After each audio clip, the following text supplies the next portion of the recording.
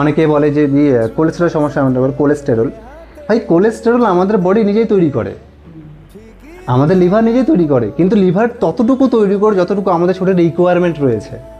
এবার অ্যাডিশনাল কোলেস্টেরলটা কোথা থেকে আসে? ননভেজ খাবার থেকে, রেড মিট থেকে, ঠিক আছে।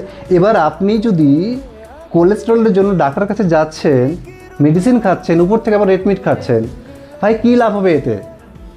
হ্যাঁ, এবার আমি যদি সে রেড মিটটা কাট আউট করে দেই, তাই না, তাহলে আমাদের বডি যেটুকু তৈরি করছে আমাদের রিকোয়ারমেন্ট অনুসারে, যেমন ভিটামিন ডি তৈরি করছে কোলেস্টেরলের মাধ্যমে, হরমোনাল ব্যালেন্স ঠিক রাখছে ভিটামিন ডি ইসের মাধ্যমে, কোলেস্টেরলের মাধ্যমে, তাই না?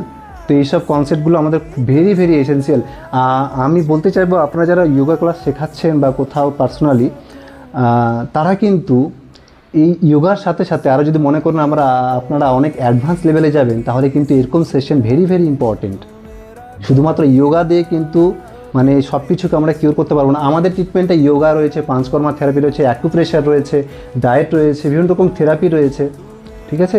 আমরা সেগুলো করে থাকি, আমরা সব কিছুকে অ্যাপ্লাই করি, একটা পেশেন্টকে সব কিছুকেই দিই। শুধু আমি ডায়েট দেই না, শুধু থেরাপি দেই না, শুধু যোগা দেই না, শুধু অ্যাকুপ্রেশার দেই না, সব কিছুকে মিলিয়ে যখন আমি একটা পেশেন্টকে দিব, এবার আপনি বলুন পেশেন্ট আর কোথা থেকে অসুস্থ থাকবে?